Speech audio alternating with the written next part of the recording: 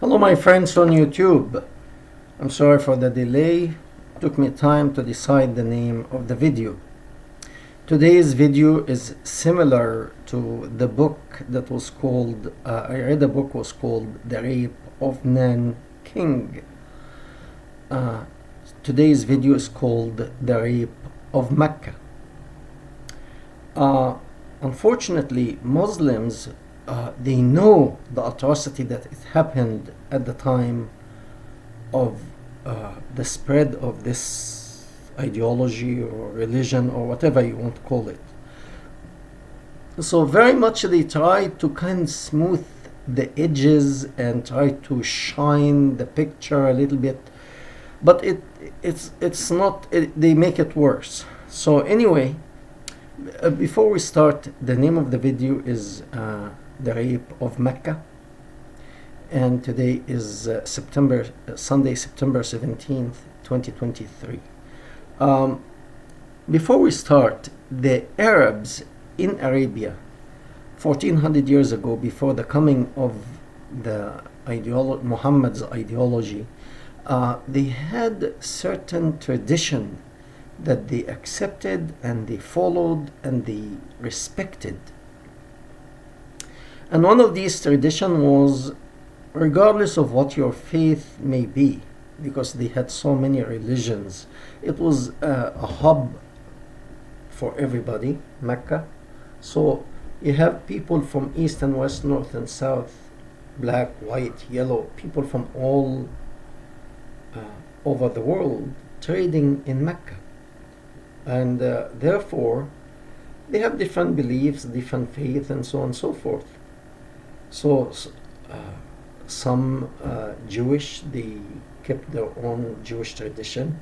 Some Christian, they believed in Jesus and they kept their own faith. And some idolater, they went around Mecca, the Kaaba, the black building, and there were 360 other what do you call that, idol around the black building. So you go and choose whatever God you want to respect or give your offering to, and nobody bothers you. You're free. So that was the tradition of Arabia, that even regardless of what your faith may be, there was no Muslim, Christian, Jewish, non-believer, what have you. If you made a mistake, if you committed a crime, and you're really sorry for what you have done, and you run to hold the cloth that it covers the Kaaba, even you don't be, let's say, a Jewish man living in Arabia at this time, and for any reason he stole or he killed somebody or he hit a person, and he knows that he is going to be punished for that. If he goes and hold the cloth of this black building, they will forgive him. I don't know, maybe they put some conditions on him that he doesn't do that again or whatever. But they actually respected that tradition.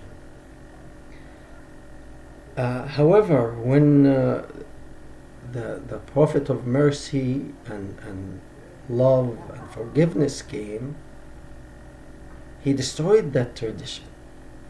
No more mercy, only his mercy.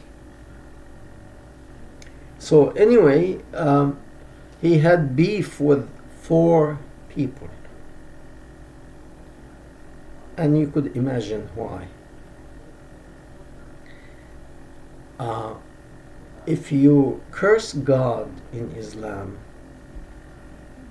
they could have you do certain conditions like pray or fast or something to that effect, and you are forgiven. You are forgiven totally.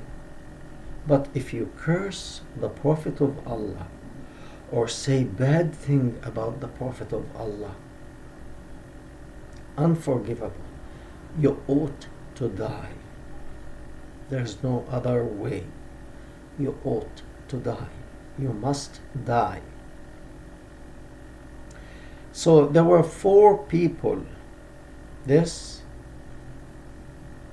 causing pain to many Muslim scholars, because there is no they say the prophet of mercy, the religion of mercy, the religion of peace.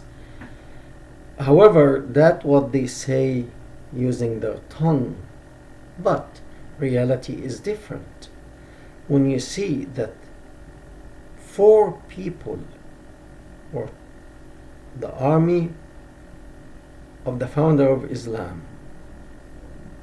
when they went to Mecca, they did the word they use now to smoothen that stuff, what the atrocity that they have done. Originally, it was called Ghazw. Ghazw meaning we are going to invade Mecca. That was the word used. Ghazw meaning, you could say, the American army or the American United States military went to invade Afghanistan. That means the United States military left its bases in the United States and they went to invade Afghanistan. They had a military mission, they will accomplish it and return. Or they invaded Iraq and they returned. However, that's not the invasion in the Islamic tradition. First, they changed that word. They don't use this word ghazw anymore, invasion. They say opening, fath. Exactly like when you go home in the evening after you finish work and you have your key to your house, you open your house. You don't need army to open your house. You are not coming with the military personnel to protect you while you're opening your house. You just go to your house and open the door. So that's the word they use. The Muslim opened Mecca. Muslim army opened Egypt. Muslim army opened North Africa. So the Muslim army of Muhammad went to open Mecca as if Mecca was closed. They were doing some renovation or something, so they closed it. Mecca had people coming from all over the world. It was not closed to open it. When you say open it, it means it's closed. It wasn't. People came from Europe, came from Asia, came from Africa to trade in Mecca. It was not closed. So, historians use the word ghazw, which means invasion. I suggest we use the word rape, as it was with Nanking, the rape of Nanking, the rape of Mecca.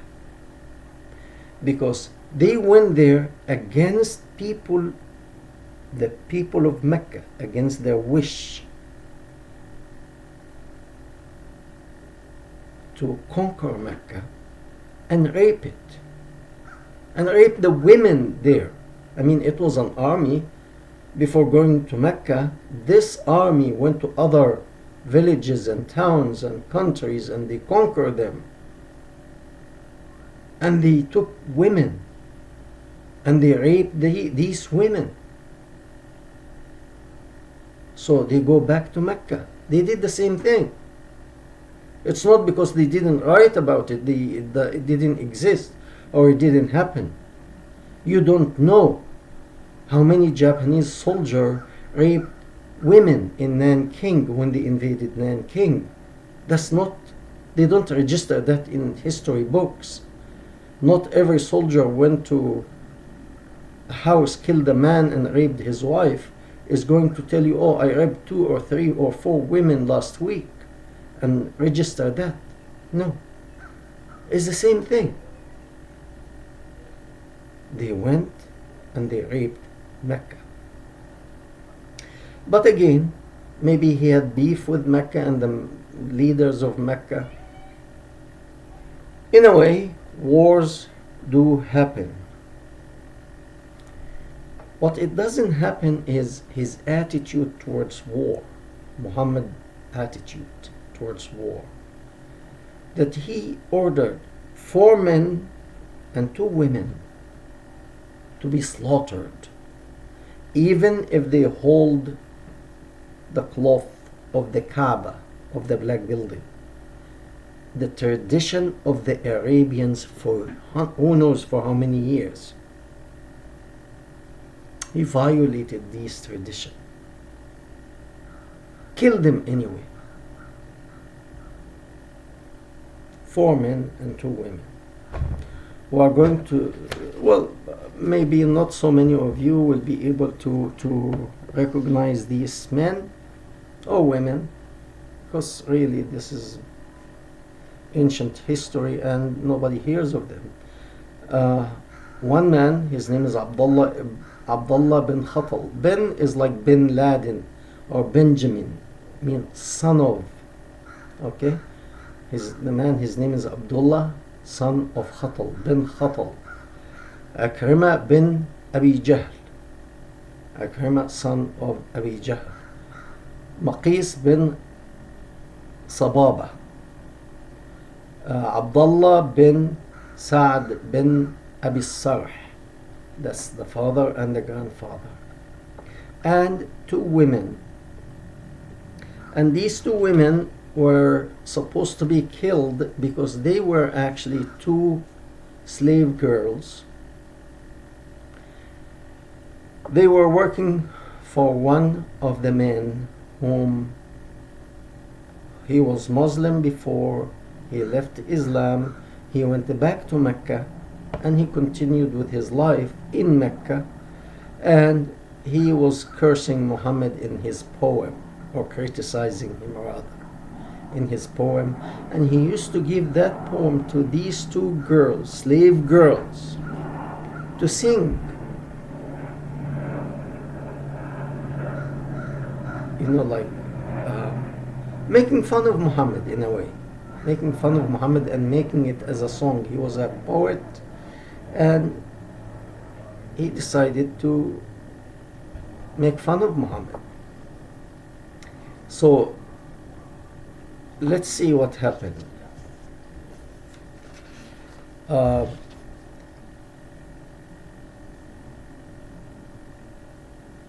Okay.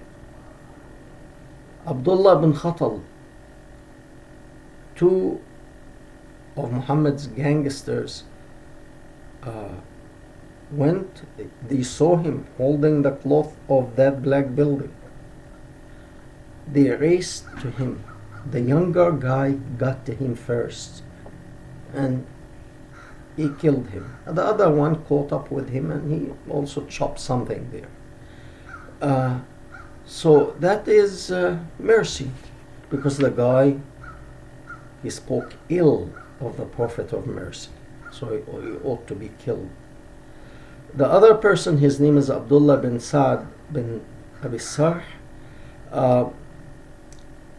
This man was he was lucky. He did not get killed.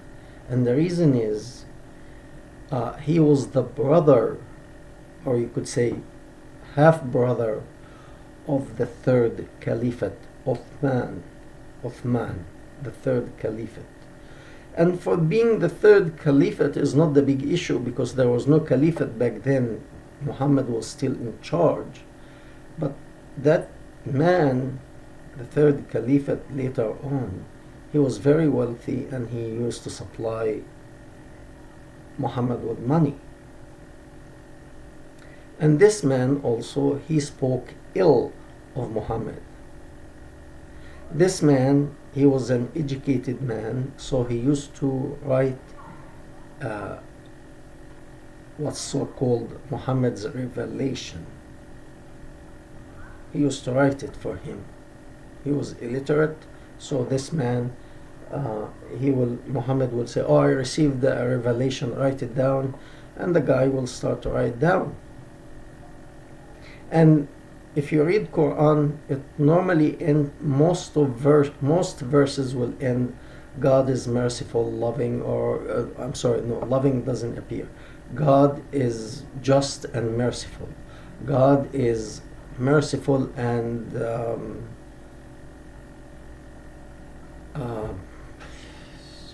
whatever characteristics. It's just escaped my mind now. Like it speaks of God as just or merciful or giving or whatever. So this guy, he used to actually modify the Quranic verse supposed to be the revelation that came from heaven, that it's already written on a tablet in heaven. So you cannot change anything in it. It has to be as it is in heaven. It's already engraved in heaven on a tablet. And people believed it, or at least showed that they believed it. So Muhammad will end the verse, the revelation, by God is merciful, just, and this guy will say merciful and obedient, or something to that effect, and he'll say, yeah, fine, yeah. So this man started to think, well, if this is a revelation and God reveals that to Muhammad, if this is true, then God is revealing to me too. What do I need Muhammad for? So it's either Muhammad is fake, or he is a prophet and God is revealing things to him, but I'm a prophet too and God is revealing things to me too. So I don't need him. I get my words directly from God. So he left and he went back to Mecca, and he was writing poem cursing Muhammad and making fun of him, and he used to give it to two of his servants to sing it, two women to sing these poem that he's criticizing Muhammad. So Muhammad got very angry at him and at the two women. So these two women ought to die, and this guy, he too ought to die. However, when Muhammad went to rape Mecca, this guy was a smart guy. He went to hide with his half brother Uthman, who becomes third caliphate later on. And the third caliphate took him to Muhammad in his tent, and he asked for forgiveness for him. He said he repented in front of me, and please forgive him. So Muhammad sat for a while, few minutes, saying nothing, absolutely nothing. And then at the end he raised up his hand and he said, okay, he's forgiven. I will not kill him. So Uthman and his half-brother left the tent, left Muhammad. They went their way. And then Muhammad said, there was no one man of you with some intelligence or witty or something in his head to stand up and chop his head off, kill him.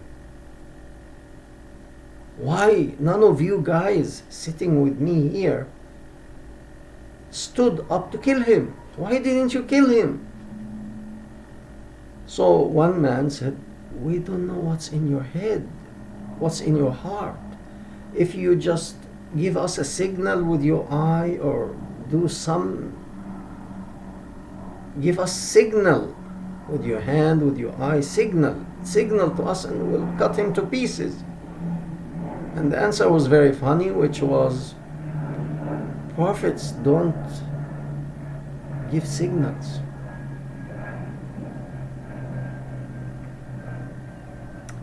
He wanted to kill him. The guy came for mercy, asking for mercy and forgiveness. He didn't want to give it. But because no one volunteered to kill him, he can't just sit. So he had to let it go and this guy escaped killing. However, one of his women, girls that he used to sing got killed, and the other one was killed, but later on at the time of Omar's caliphate, she was killed. So, but he escaped. He evaded murder. The third was the man. His name is Qais. This man, people got him in the market. At certain point, you need to buy your things. You need to, even though you're hiding. Probably he was hiding, trying to hide. He went to buy some stuff from the market. They found out, they killed him in the market. He didn't have to be holding to the cloth of that black building. One more person, he escaped death. One man, his name was Akrama bin Abi Jahl, and this guy was very smart too. So what he did, he wanted to escape to another country, so he jumped on a boat and he was going somewhere. And my own interpretation of the situation, I think he was advised on the boat that it is better to go and show remorse in front of Muhammad, ask for mercy, and make a story that he is really a prophet, and then he will let you go. But if you go to another country, he will send people to assassinate you once he knows that you are in Rome or in Greece. He will send somebody for you to kill you. But if you go and make peace with him, you will live. So the guy got off the boat, maybe in the second stop or something for refueling or something to that effect, and he went back to Arabia. And many of the people of Arabia, they have knowledge of the Bible. So I'm sure this man had some knowledge of Jonah in the Bible, that he was on a ship and the ship was in heavy waves and troublesome weather, and the people said, oh, somebody's going against his master, and Jonah said, yeah, that's me, I disobeyed the will of God. So they threw him out of the ship, and the whale picked him up and spit him out on the shore. However, this guy did not make the whole story. He told him, I was on the ship, and the same thing, the ship was violent weather, and people said somebody is disobeying his master and he's doing something wrong. So he said, oh, I went against the prophet. So they tossed him out, and somehow he swam or something. He was a good swimmer. He swam back to Mecca, and he told the prophet, God revealed that to me. You see, I was on the boat, I was about to escape, but I decided to return because God showed me a sign that you are the prophet, and therefore I risked my life. I jumped in the water and I came back here to tell you the sign I have seen, that you are a true prophet, and I repent. I'm sorry, I will not do that again. I'm a Muslim now. Now that guy is forgiven because he gives more authority that Muhammad is a legitimate man. We thank you very much, and we hope to hear from you.